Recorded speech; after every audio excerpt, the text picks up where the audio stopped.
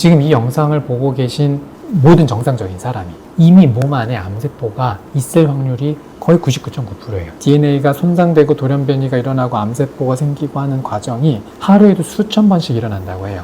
근데 왜 누구는 암 환자가 되고 누구는 암 환자가 되지 않느냐?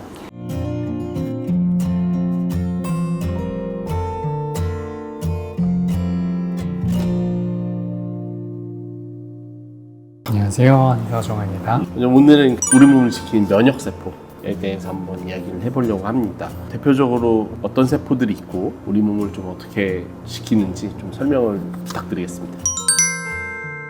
면역세포의 종류는 굉장히 많은데 그 중에서 이제 암과 관련된 얘기를 할 때 제일 많이 나오는 게 이제 NK셀하고 T셀, 그러니까 NK세포, T세포라고 하죠. NK라는 거는 어렵지 않은 단어예요. 내추럴 킬러, 자연적인 킬러 역할을 하는데 뭘 킬링하냐? 암세포를, 내진 나쁜 세포를, 그리고 바이러스 이런 것들을 우리 안에서 자연적으로 죽여서 없애는 역할을 하죠. 그리고 T세포는 이제 면역 관련된 역할을 하는데 이게 왜 중요하냐면 보통 암 환자분들이 암이 어느 날 갑자기 뿅 생겼다고 생각을 하시거든요. 근데 그게 아니고 아주 오랜 기간 아주 조그만 상태에서부터 점점 이렇게 커지는 거거든요. 그리고 지금 이 영상을 보고 계신 암 환자 아닌 분들도 이미 몸 안에 암세포가 있을 확률이 거의 99.9%예요. 늘 있어요. 늘 있는데 근데 왜 누구는 암 환자가 되고 누구는 암 환자가 되지 않느냐?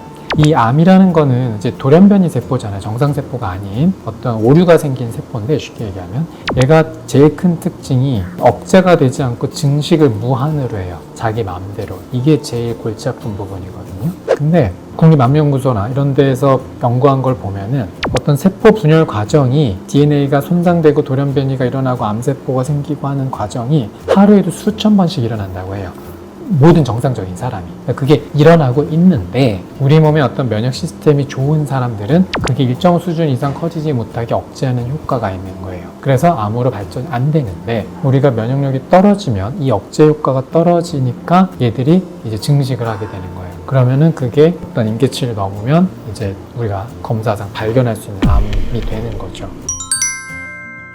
NK라는 거는 약간 비유를 하자면 순찰 경비병 같은 역할을 해요. 왜 우리 밤에 이렇게 나다니면 경찰 아저씨들이 차 타고 이렇게 순행을 하잖아요. 그러면서 어디 문제 없나 이렇게 지켜보는데 NK가 약간 그런 식으로 작동을 해요. 이렇게 돌아다니다가 뭐 발견하면 딱 얘를 공격을 해서 없애요. 현미경으로 NK셀이 실제 활동하는 모습을 보여주거든요. 근데 진짜 말 그대로 세포가 세포를 이렇게 잡아먹어요. 그 다음에 T세포는 조금 다른데 이 암세포가 있으면 이 표면에 이 항원이라는 게 존재하거든요. 그럼 T세포는 걔를 인식을 해요. 그래서 얘 암세포네 라고 인식을 해서 얘를 집중적으로 공격을 하거든요. 그래서 군대 비유를 하자면 특수부대 같은 느낌? 정교하게 그 나쁜 놈을 딱 찾아가지고 졸전해서 쓸 수 있는 그런 역할이라고 보시면 돼요. 그래서 보통은 이 NK세포와 T세포가 둘 다 균형 있게 잘 작동을 해야 이 암세포로 발전되는 걸 막을 수가 있는데 실제로 유럽의 어떤 종양 관련된 학술지에서도 이 NK세포의 활성도가 높으면 높을수록 그 낮은 집단보다 훨씬 암 발병률이 낮은,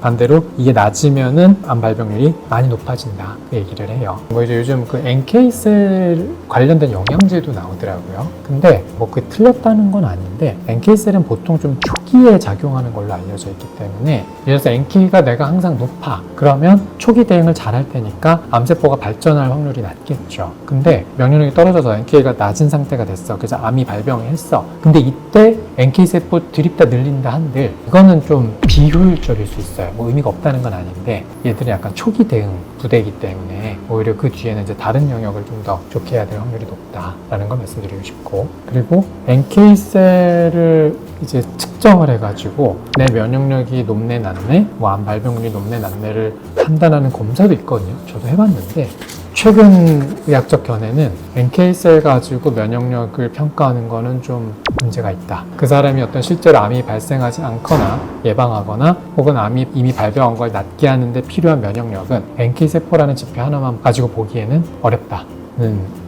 견해가 있어요. 그래서 NK세포 영양제 많이 먹어서 NK세포 늘리면 암이 안 걸릴 거야, 내지는 있는 암도 빨리 날 거야 하는 거는 조금 문제가 있다.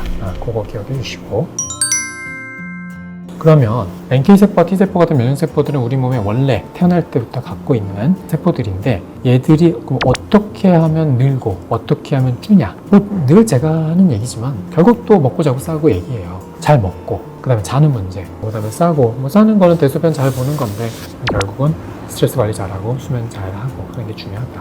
그리고 이제 적당한 운동. 제가 막 고강도 운동하시라고 말씀 안 드려요. 그냥 설렁설렁도 좋으니까 뭐 가볍게 산책하는 정도부터 해서 요즘 많이 유행하는 뭐 고강도 인터벌 운동, 뭐 빨리 뛰다가 쉬었다가 하는 거, 뭐 그것도 좋고. 운동 종류는 체질별로 잘 맞는 운동도 있거든요. 근데 뭐 그런 거 일일이 다 따지기 어려우니까 그냥 내가 좋아하는 운동 하세요. 즐겁게 하는 것도 되게 중요한 요소이기 때문에 내가 좋아하고 즐거운 운동 하시라.